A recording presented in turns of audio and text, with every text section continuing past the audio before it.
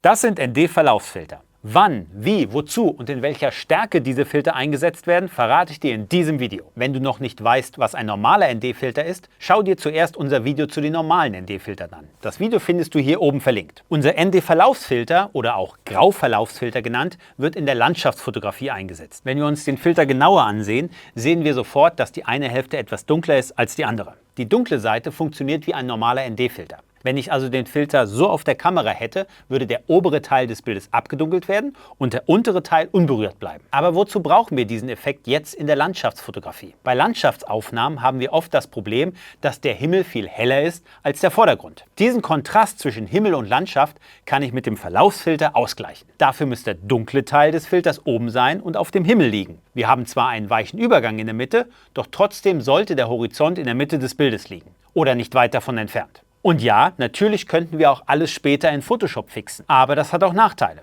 Dazu später mehr. Um das Bild richtig zu belichten, solltest du dich auf den Vordergrund konzentrieren. Der sollte richtig belichtet sein. Dann passt mit aufgesetztem Verlaufsfilter später auch der Himmel. Jetzt bleibt noch die Frage zu klären, in welcher Stärke brauchst du unsere Filter? Es gibt nämlich 4 Filterstärken. 50%, 25%, 12,5% und 6,3%.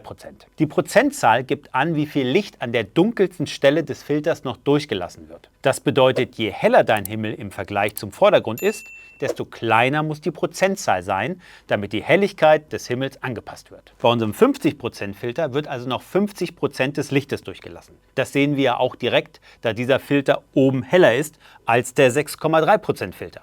Denn der lässt viel weniger Licht durch, nämlich nur 6,3%. Oder um es anders zu sagen, beim 50% Filter wird der Himmel um eine Blendenstufe verdunkelt.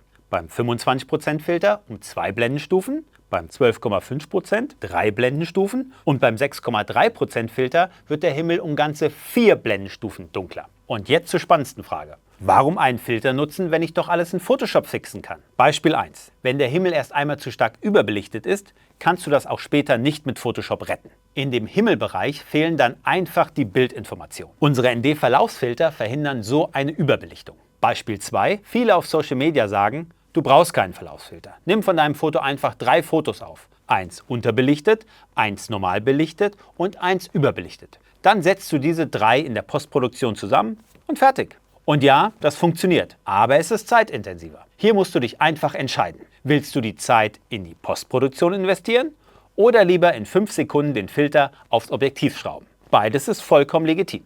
Schreib in die Kommentare, ob du lieber in Photoshop nachbearbeitest oder bevorzugst, so viel wie möglich in der Kamera zu machen. So hat es zum Beispiel einer unserer Kunden gemacht. Für seinen Islandurlaub hat er sich für den B+W Verlaufsfilter entschieden. Und das kann ich verstehen. Statt hunderte Bilder nachzubearbeiten, konnte er nach dem Urlaub direkt in Erinnerung schwelgen. Wenn du dich dafür interessierst, bessere Landschaftsfotos zu machen, schau dir unser Polfilter-Video an. Wenn du dich für andere Kamerafilter interessierst, klick hier. Und wenn du noch Fragen hast, schreib sie uns in die Kommentare. Wir freuen uns.